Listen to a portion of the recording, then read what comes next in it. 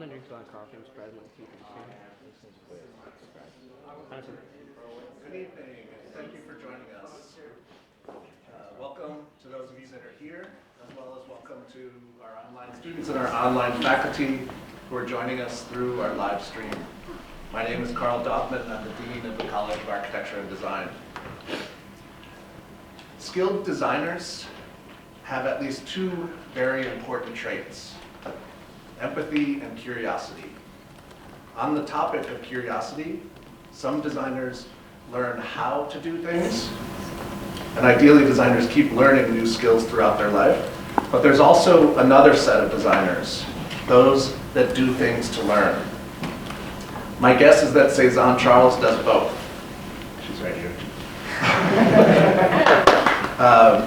She seems to be constantly learning how to do new things, while also constantly looking for new projects that allow her to learn. Cézanne has two lives. I was going to say she's a lot like a superhero, but superheroes have a day job where they can lay low and they can be mild-mannered. Instead, Cézanne is passionate and incredibly successful in both of her lives, and this is really unique. These two roles allow her to operate differently in different contexts, and both roles allow her to exercise both her curiosity and her empathy to incredible degrees. Cézanne earned her undergraduate degree in theater studies from Ohio State, and more recently she received a Master's of Public Administration from the Ford School of Public Policy at the University of Michigan. So you can get a sense I'm not making up these kind of dual lives. Two different competing schools, radically different degrees. And I also just realized I think Cézanne and I have known each other for just about 10 years now. And I know Cézanne as a designer researcher. I've had the opportunity to collaborate with her and her design firm on a number of occasions. In 1989, Cézanne co-founded with John Marshall their design practice called Root of Two. Root of Two, one word, all lowercase, no spaces. 1.4142135623730950488 is also the way that you can understand that. Root of Two loves their numbers. Root of Two is also a research and practice-driven hybrid design studio. Cézanne and John work to create a condition where they can perceive themselves, the here and now, and the future differently. Root of Two makes social objects, experiences, and works for the public realm. Typically, they work at the scale of devices, furniture, or small buildings, while working on design, technology, social justice, and public policy for future making.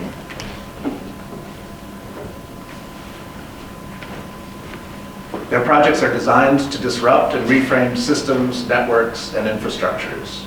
Their work has been exhibited in Australia, Brazil, China, Denmark, Japan, Macedonia, the Netherlands, Norway, Spain, Sweden, the UK, and the US. I think we should probably invite Cézanne and John back to LTU to talk about Root of Two, because today, Cézanne's not going to talk about any of those things. This is the dual life part of it.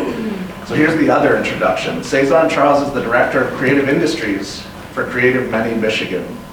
She co-leads the design and implementation of Creative Many's creative industries research efforts. Creative Many was formerly ArtServe Michigan, and it was headquartered in Wixom. And with Cézanne's effort, there was a location change, there was a rebranding, and a renaming. Creative Many is now in Detroit. Their mission is to develop creative people, creative places, and the creative economy for a competitive Michigan. They do this through research, advocacy, professional practice, funding, and communications.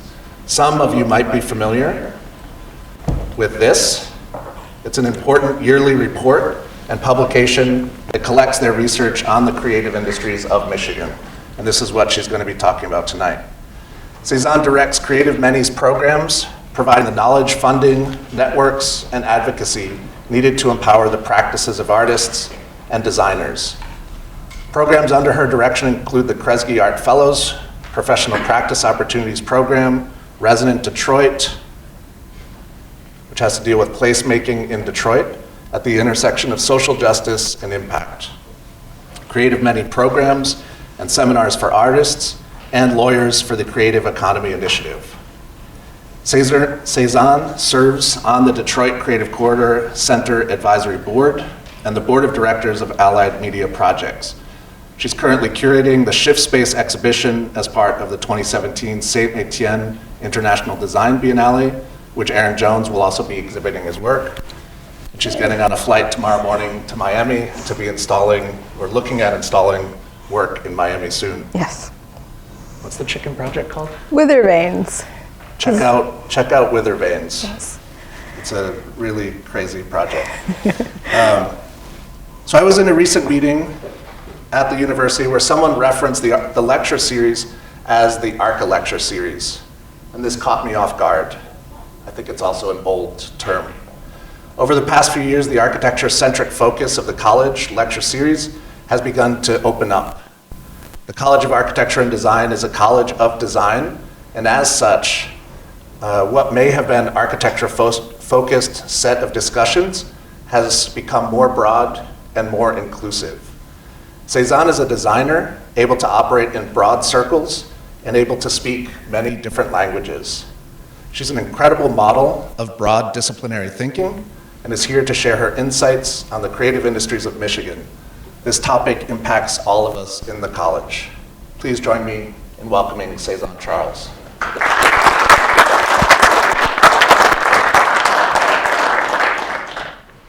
Thank you so much, and thank you to LTU for hosting me today, and thank you to Carl for inviting me.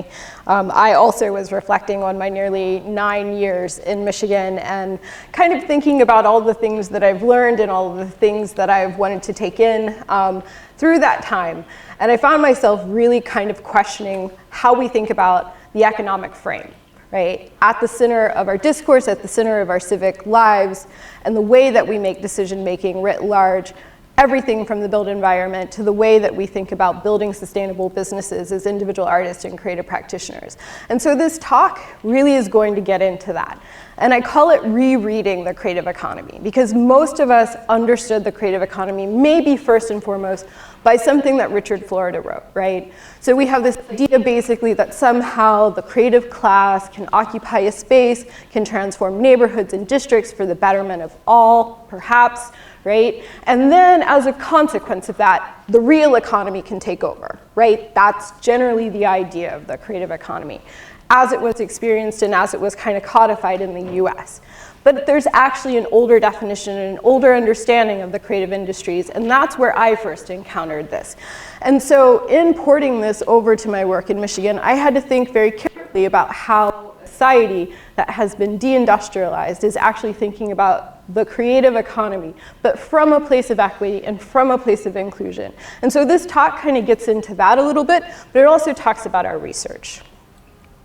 So as Carl mentioned, our mission is to develop creative people, creative places, and the creative economy for a competitive Michigan.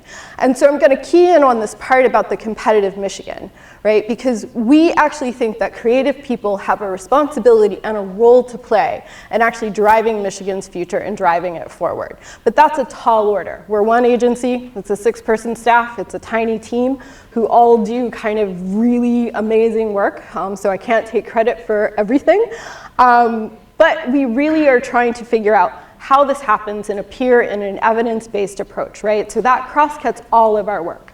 So whether that's advocacy and policy making, or whether that's programs and services, the area that I spend most of my time in, as well as funding and investment, which is a new area of our work that I'm growing into, as well as our strategic communications. So how we think about that, first and foremost, has to do with all of you.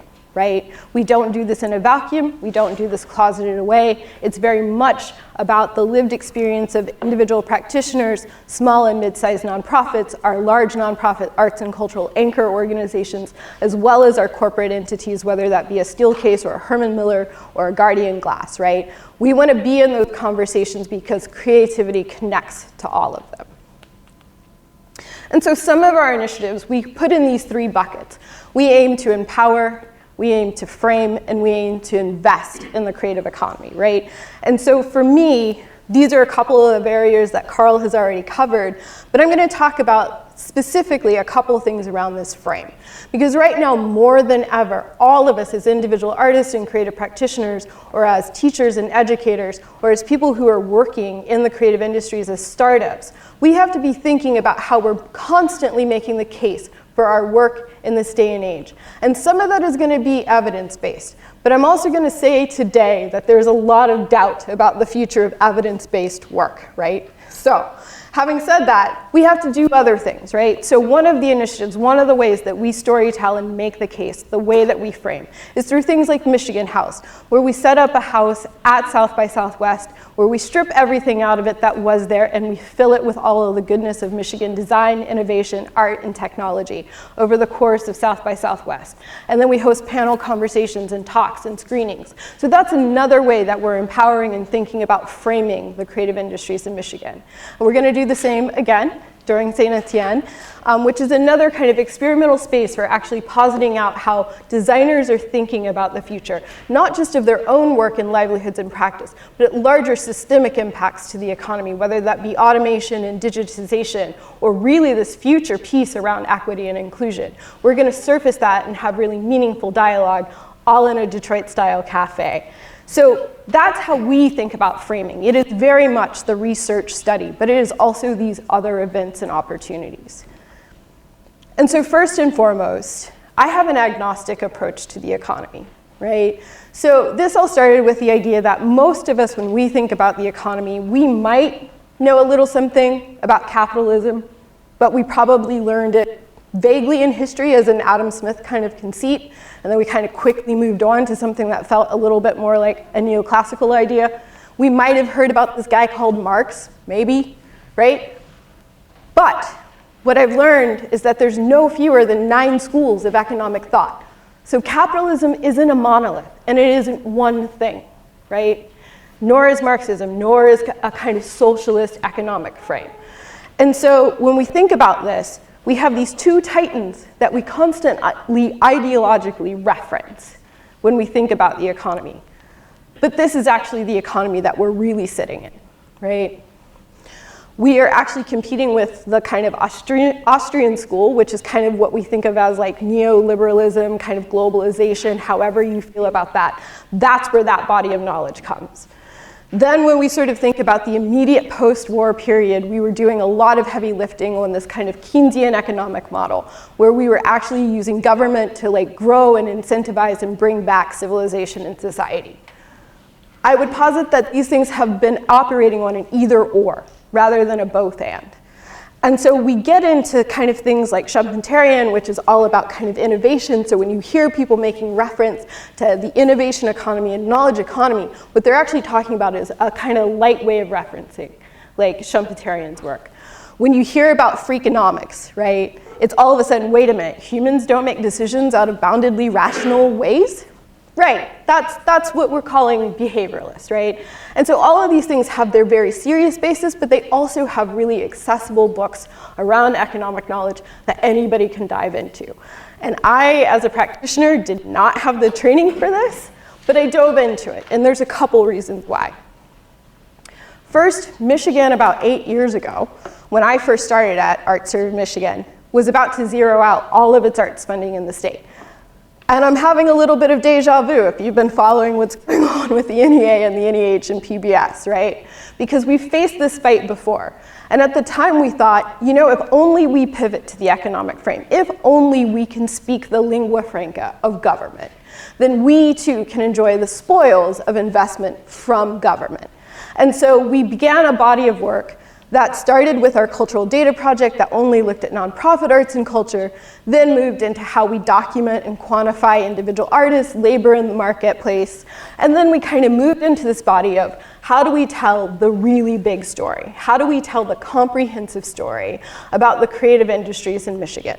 And so that led to our creative state work. And that's what I'm really going to dive in today. We started this body of work in 2014 with a pilot study. We then got funding from the US Economic Development Administration. We're one of the few arts organizations that have actually been able to compete at a national level in order to get EDA support. It's also one of the 17 agencies up for cut, right?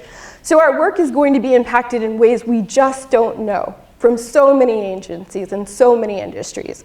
But having said that, this body of work was released in 2016.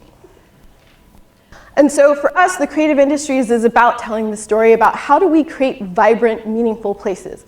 We do that through our disciplinary work all the time, right? We know as architects and designers our contribution to the built and lived experience of our cities. We know when we get it right, we enjoy those places more. And we know when we get it wrong, we perpetuate systems of inequities.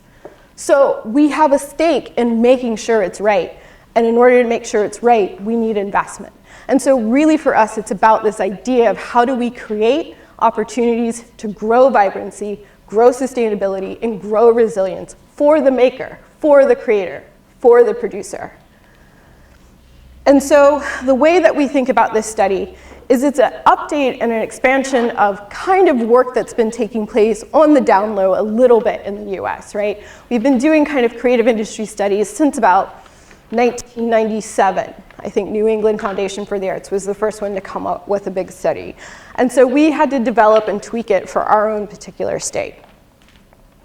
And so these are just some of our funding partners, because we always have to thank our funders. So again, this is an amazing group to consider, right? We have both foundations that are actually investing in individual artists.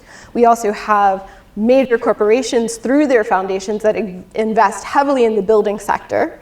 We also have an agency that now is the leading designee for the UNESCO City of Design designation for the city of Detroit. We have economic development. We have a global foundation through Ford that's really looking at equity and inclusion. And finally, we have a big government agency that's backing this work. All of these people are all of the people that should be having a stake in the future of what designers, makers, artists are doing in Michigan. And so they've come together to support this work. And we also have to thank our research partners, because while I would love to take case for everything, I can't, right? So we work very closely with Data Driven Detroit in terms of actually making sure our data is clean and robust and rigorous. We also worked with Care Smith Design, who kind of came on and took over all of the kind of making the both quantitative and qualitative parts of the research work together based on the methodology that was originally designed and developed by Creative Many. So with that, what is the creative economy? So we're going to go old school. We're not going to talk about cafes and bars and how that creates nighttime economy and then makes a neighborhood great. We're going to talk about the way that economists see it. So basically it's this. You're a creative worker. You work in a creative workplace, right? So the designer who works at Steelcase is one part of the creative economy. The administrative person or the bookkeeper that works at Steelcase is another part of the creative economy. Finally, that designer who's working as part of a medical group or is working in some other industry that's not a creative industry is the final part of the creative economy. And that's really how we think about it. And so we had a couple leading research questions. This is another thing that was very different about our studies. Most of the time, these studies are kind of put out there where it's like, we have the data, look, that's it. No probing, no questions, no interrogation, no sort of purpose to it, right? Other than we found some numbers. Isn't that great? So ours was really this. Are the creative industries in Michigan thriving and innovative? How are Michigan's creative industries and occupations distributed and supported? How do creative industry stakeholders envision their future? And what external pressures will impact the future of the creative economy? And so again, just to run through the methodology very quickly, this was what's called a mixed method study. So it was both quantitative and qualitative. So we did a lot of work around human-centered kind of design thinking work as part of this, as well as just the quantitative part. And so with the quantitative part, we collected and analyzed a lot of different data sets. I'm happy to get into the weeds with anyone who wants to, but I'm going to try and keep this pretty high level. But there are three major data sets that kind of all people in kind of economic development circles tend to use to report on the creative industries. So it was important for us to match them like for like and use these same data sets. So we did.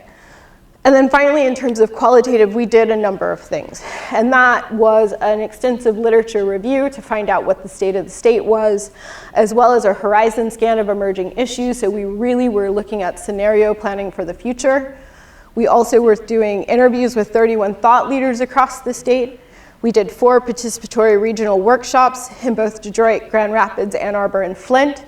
And then finally, we held a Creative Economy Policy Summit midway through to assess and reframe and rethink how we were approaching the work. And we did that with regional and state leaders and had international and national speakers attend. And it happened during the Design Festival 2 years ago. So what are the creative industries? So a lot of the work that was done before this current study that I did was really around clustering and quantifying what our creative industries were. And there's a lot of stuff that goes behind these 12 clusters. I don't want to say how many levels of North American industry codes I had to go through or occupation codes I had to go through in order to get this, but effectively there are 12. And they're the 12 you would think of, right? So you would think of advertising, you would think of architecture, you would think of art schools, artists, and agents, creative technology. There's some issues with how you actually quantify technology because as robust and resilient and important as technology is in our society, it has about 3 codes right now, right? To cover the entire thing at an entity level. And so while we want to absorb video games, we also have to absorb all those people that are doing just middleware, right, in terms of counting creative technology. We also think about culture and heritage. Those are our major museums and historical sites. We definitely think about design, and we're going to talk about design because it's one of the big news players that we have within our clusters. We also think about fashion, garment, and textile. It's an industry that's on the up, but the codes are really old, and so you don't actually find what you see in the news around new fashion and textile startup businesses actually being represented in the numbers. So there are some challenges that we find when we're actually articulating this. We talk about film, AV, and broadcasting, literary publishing and print, which is on a 10-year decline while it's still the largest segment of a lot of the creative industries in Michigan, music, performing arts, and visual arts. So these are our state-level findings. So in terms of wages alone, the creative industries give $4.97 billion in wages to Michigan's economy. So the next time somebody says the arts don't matter or the creative industries don't matter, we might be a small percentage, but we're a significant percentage of what Michigan does in terms of wages and revenue, right, compared to the overall $198 billion. That's 88,000 jobs. So when we want to say, hey, it's okay to cut the creative sector, or hey, by the way, our State Arts Council gets most of its funds through a block grant that comes from the NEA, but that's okay, we'll cut the NEA. That's cutting 88,000 jobs at risk in a state that needs every job that it can. And when we think about establishments, we also are having to think about how are we actually thinking about not just the startup, but the in-up and the bin-up. Right? So within our economy, we have a number of ways that we can incentivize young people to come in and be entrepreneurial. But how are we helping businesses that have been existing to scale? How do we help that architect win international contracts or national contracts, right? So that they're world leading and world beating rather than just Michigan based. And so that's how we think about this body of work. And so when we look at the percentages again, you're seeing 2.17, 2.51, 4.53 of all of the kind of states' work. And these are growing numbers, right? So when you actually dive into the really big report, I'm showing you kind of 2014 numbers, which was the last kind of date that data was available before publication. But there's actually full trend information in the big study. So you can actually see what's been happening over time from about 2011 to 2014. And the idea is every 2 years we're going to do a release so you can continue to see trend information. And then finally, again, when we think about the largest segment of our creative industries, it's this design number. Within the country, we have the largest concentration of designers, and that largest concentration of designers is in Southeast Michigan. So when, again, we think about the story we have to tell about this place at this time, it is one about the power of design for transforming our economy. And again, we see this in wages, design comes up again. But funnily enough, in establishments, it's really visual arts and crafts. And that should be no surprise, because every individual artist who does that work to become an LLC all of a sudden becomes an enterprise level, right? So it's captured in this data. And if you're not thinking about becoming an LLC, that's fine. We still had other ways of quantifying you in this data set as well. So again, I mean, and you guys can dive into this. This is all online, so I'm not going to belabor a lot of these points. But there's a really easy graphical way of looking at how the clusters stack up. Right? So one of the things that we were really interested in is how you both see the numbers, but you see the numbers in context. And so within the actual report, there's a lot of storytelling about individual businesses and individual makers that are really telling the story behind the numbers all the way through. But as we can see, you can see some of the individual highlights, right? So again, while I point out that there's 15,000 people working in literary, print, and publishing, that's been on a 10-year decline. So what does it really mean to our state if we continue to lose those year on year on year on year, when we used to be a publishing powerhouse? Again, when we think about wages and we think about a wage bill that looks like $987 million alone in design, right? That's a very important story. And it's a story that actually in the report breaks down into individual income levels. So you kind of know what could be an expected pay level for an entry-level designer. Use the BLS website when you're negotiating for your first job. It's like a really good way of anchoring yourself in the creative economy. And again, when we think about the establishment story, we think about this idea that we have industries that might be small in number, but are actually doing outsized performance in terms of work. So one of the interesting things about design, right, as we look at it, there's only about 18,000 establishments, right, for 17,000 employment. So what does that tell us in terms of the story? Is it 1- and 2-person shops being entrepreneurial and sexy online? No.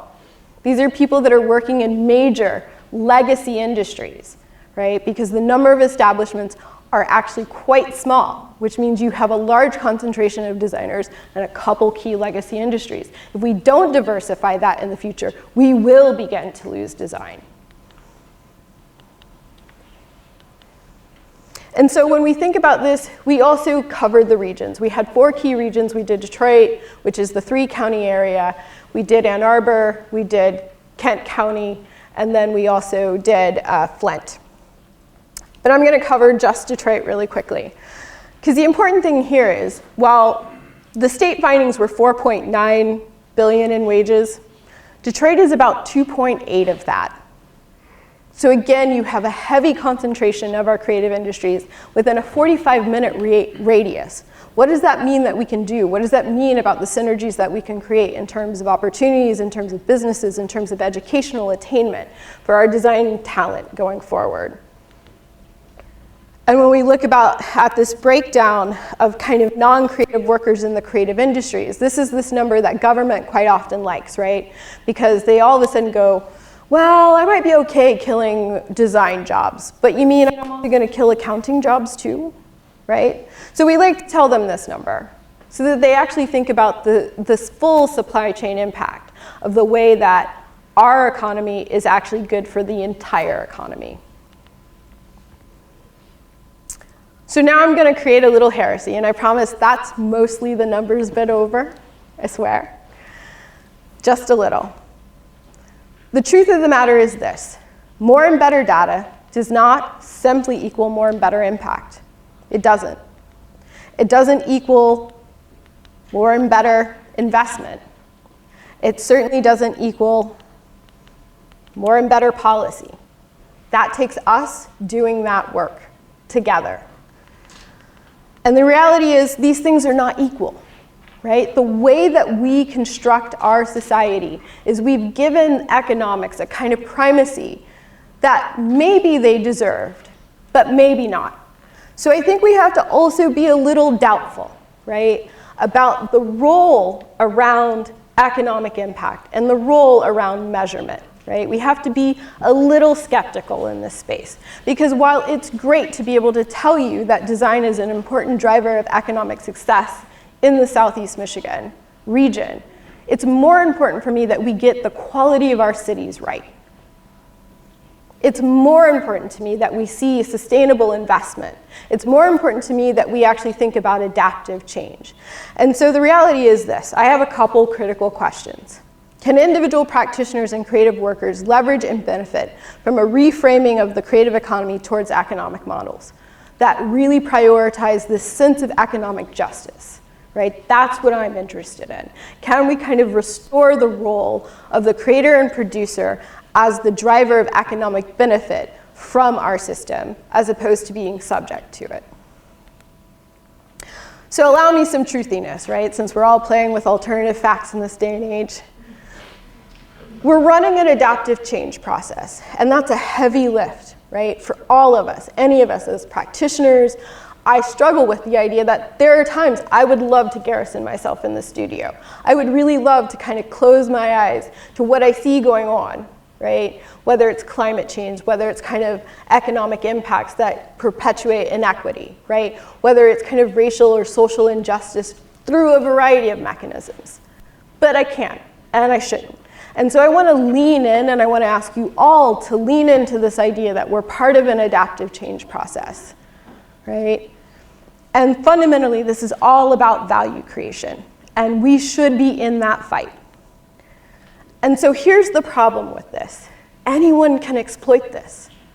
All you need is enough dissatisfaction, a clear and compelling vision, and so long as it's easy and quick and you can say it probably in a tweet. That's kind of where visioning is these days. And then you want people to take like a kind of very first easy step together, right? Because it should be simple and it should be reductive, right? And that's how you overcome resistance to change. That's how you shake things up, right? And so you have both in Podemos on the left in Spain, a number of governments, whether you're talking about Corbynistas in the UK, right, that are actually thinking about how do we just kind of shake things up, because we're all dissatisfied and we're all going to create easy visions to actually move us to this change. And I would say we have to embrace kind of complexity. Yes, we have to do all these things too. Yes, we have to have a compelling vision. But I think we have to have a compelling, complex vision based on a complex vision of society. And so fundamentally, I think if you have a change process that also does not ask this question, then you are kind of actually leading people down the garden path a little bit. So finally, it's like, what must be kept and preserved and not taken for granted? How do we build for resiliency? And that doesn't mean efficiency and optimization. That means we have to create some redundancy in the system. We have to create some slip. It's not all up and to the right. Sometimes it's down and to the left, right?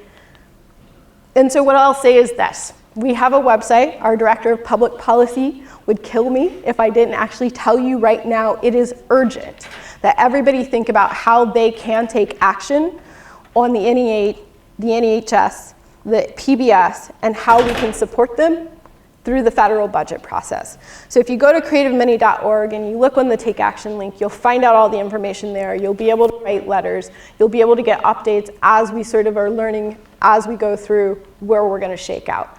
So I will just say that that's really important, and everybody should lean into this. And kind of finally, here's the thing, right? Economics matters, and we should be in that fight. Our imaginative capacities, the way that we understand as designers what value is and can be for the future, means that we should be in this, despite how hard the language is, despite how opaque a government entity will try and make economic processes. But if we're not in this fight, then they will continue to measure what doesn't matter to us. And so we have to find better ways of having them both measure what matters to us, and we have to figure out how to quantify what we're doing in ways that they respect and sort of command the kind of authority they deserve. So I just want to say thank you so much. You can find my ramblings online at ACE Wonk, that's Creative Economy Wonk, if you want to know what I think about science, technology, policy, and the creative economy. If you want to find more about Root of Two, you can find us at Root of Two. But I just want to say thanks so much, and thanks to LTU.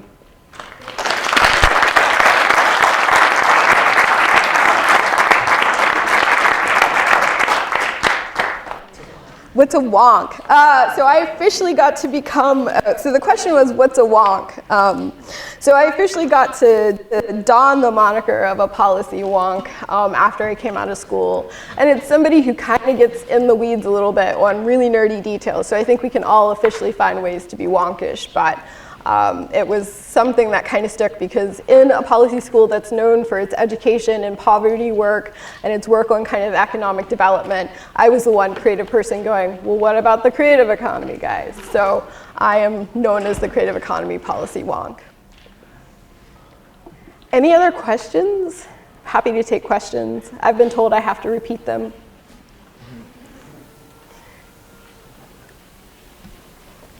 Silence, crickets. I can, you know. Sure. You focused on the peninsula in your work. Was that by design? Was that just, what were the circumstances? Yeah, so essentially the way that we collect the data, we actually collect the data for all of Michigan. So we have both Lower Peninsula and Upper Peninsula, and in my kind of Excel data set where I can sort of look at what's happening in Lapeer as well as in other places, we can actually deliver reports for all of those individual places. And so one of the things we've been doing is trying to work with different local regions and the governor's like 9 prosperity regions in particular to kind of give them their individual reports. But for us, we really, in our reports, wanted to focus on key areas where we have both on-the-ground presence, programmatic work, had already been working with governments that were looking at kind of implementing the creative industries and their kind of creative economy policies into their economic development plans.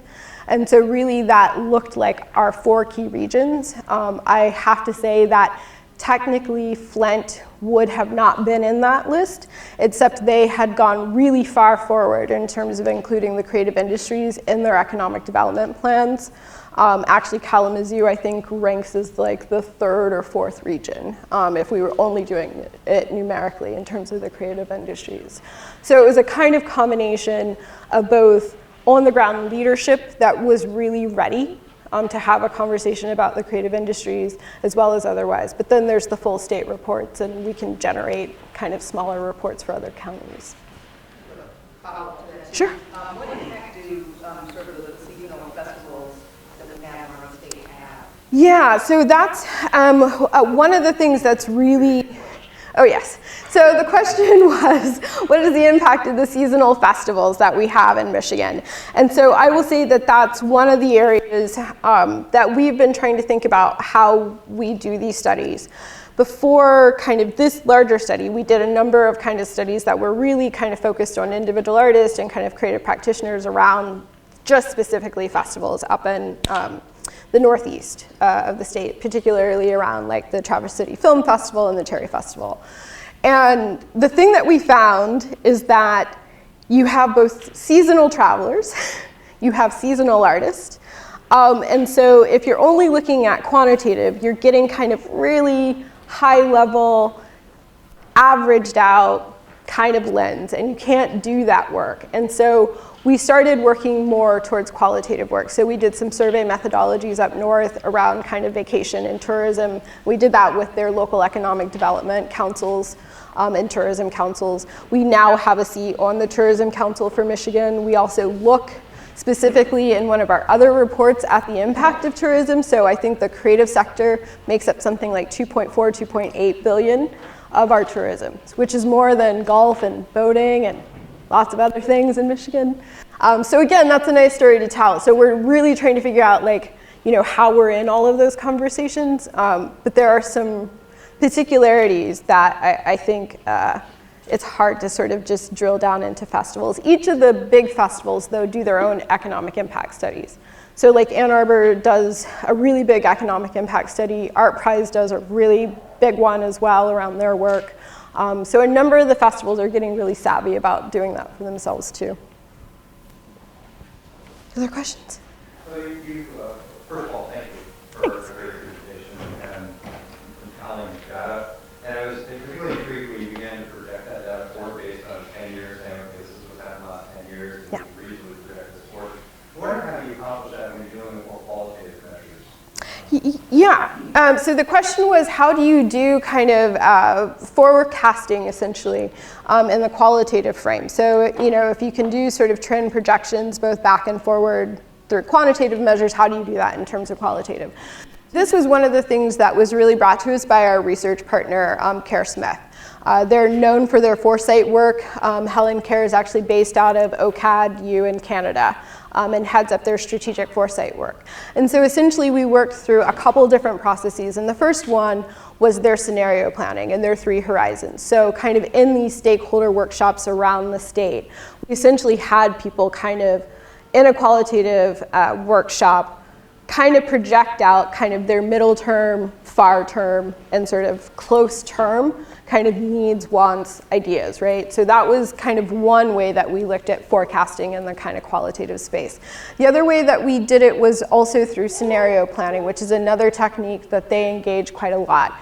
So that is much more through kind of document and media analysis and kind of online kind of scanning of their horizon, right? And so interestingly enough, the National Intelligence Committee does this too, and it actually hires science fiction writers to do this.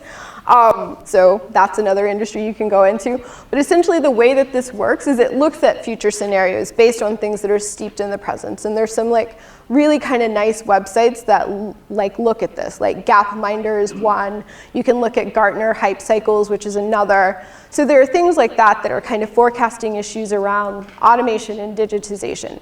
There's also economists that are heavily looking at this, because one of the things that's really kind of both frightening and otherwise is that depending on the economic forecast you look at, we're going to be displacing something like 35% of workers out of the American workforce over the next 10 years. And those are jobs that in general we're not thinking of replacements for, right? And that's just through automation and digitization. And so there's a kind of fundamental question about like how far you go into the weeds in terms of really forecasting out negative scenarios. So I think we tried to balance both the kind of dystopic and utopic. So we looked at kind of the way that, Deloitte will talk about, how we make meaningful workplaces for millennials. There's a lot of literature already on that. And that's going to be a trend that's going to continue to impact employers out. And so we kind of looked at those things and then kind of really brought it back to the creative frame. So a couple of different tools, but it tended to be document and media analysis and kind of video analysis work. Margins of error? Any of that? Margins of error. So essentially the way that this study was conducted was we used 3 different data sets. So one is the non-employer statistics.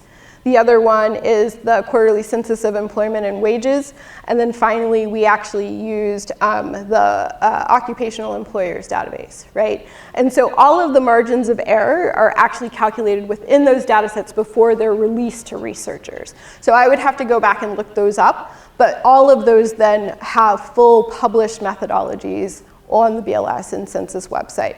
So for us, we're really just reporting existing government analytics. So there wasn't really a margin of error for our research, but you can find all of that documentation both in the technical part, the technical index of our report, as well as on the BLS website and census website.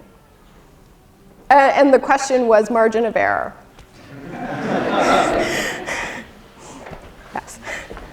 Have you guys looked at the relationship between Michigan and everywhere else? Like as we look at different industries, yes, and the so-called brain drain and the way that this changes things, is it a good time to be a designer in Michigan? Would you suggest people stay here? Yes, I would. So a couple things. So yes, we did.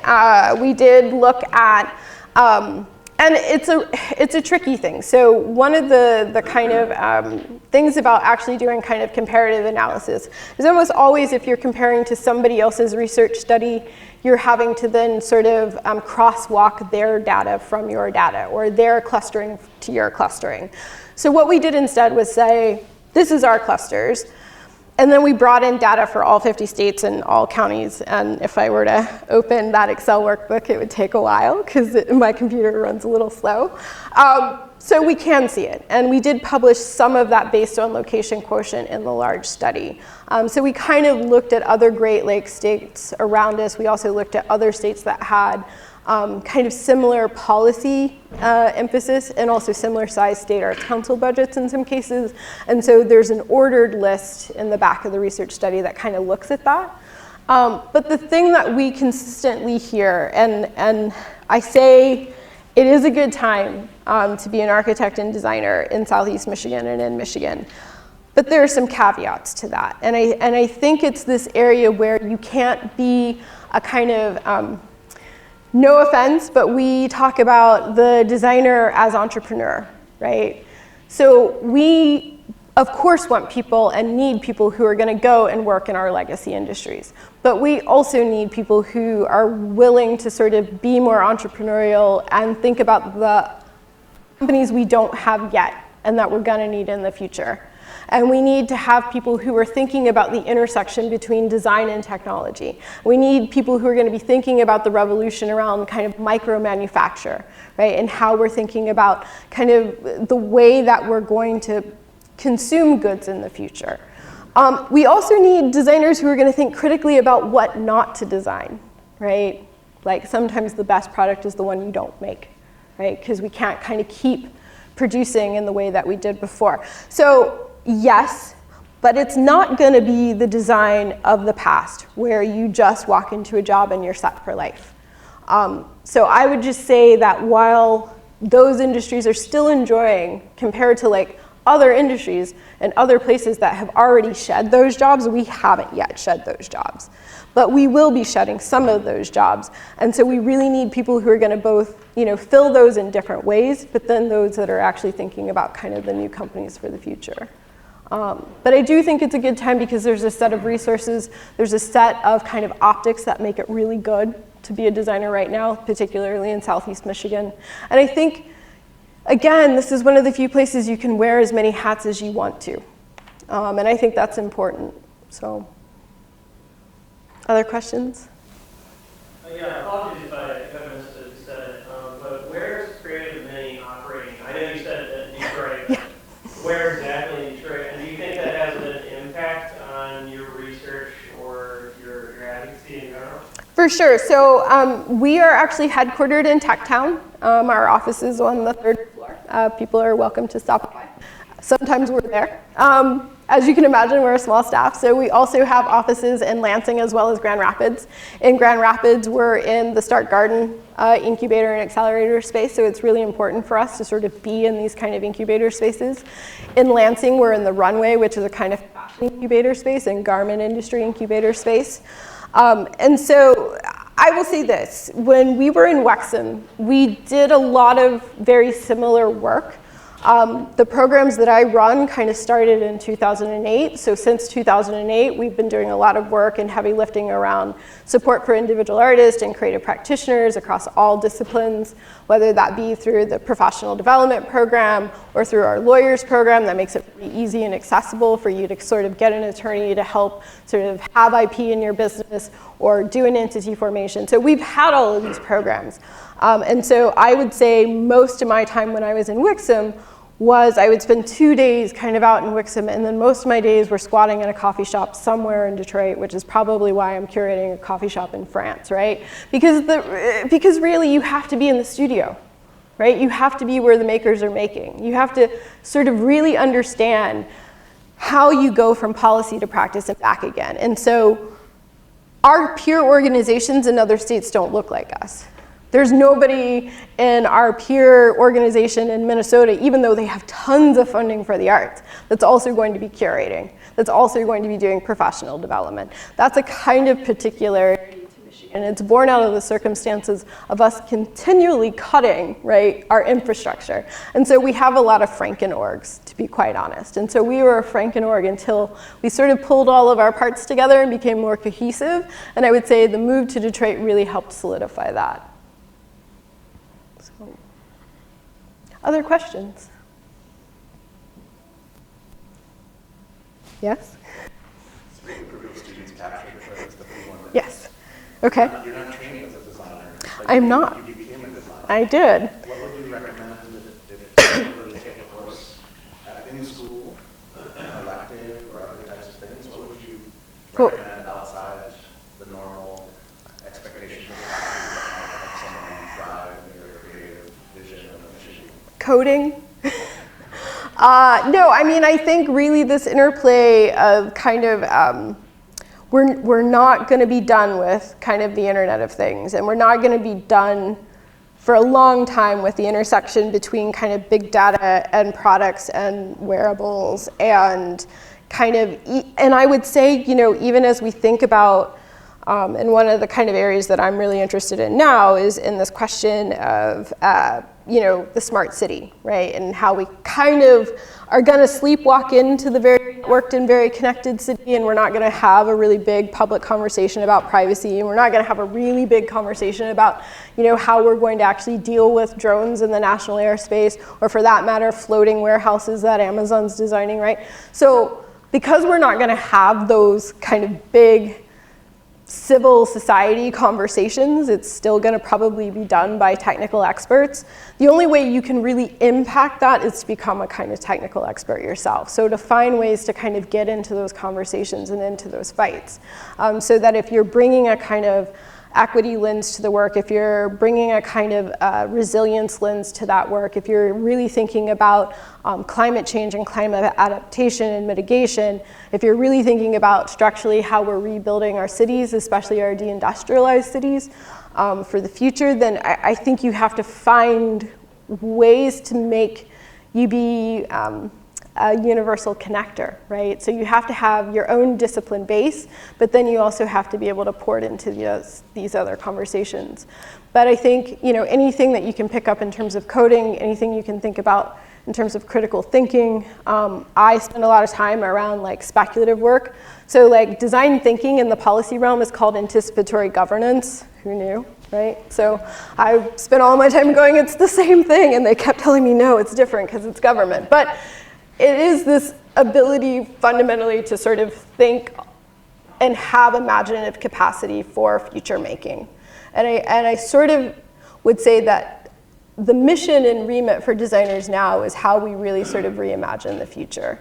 And so I think you can come at that as a traditionally disciplined designer. You can come at that as a diffuse designer. I certainly came kind of out of a theater background that was both performative and then heavy on the tech and heavy on the design for that. But I sort of feel like you have to be extra disciplinary in this day and age. So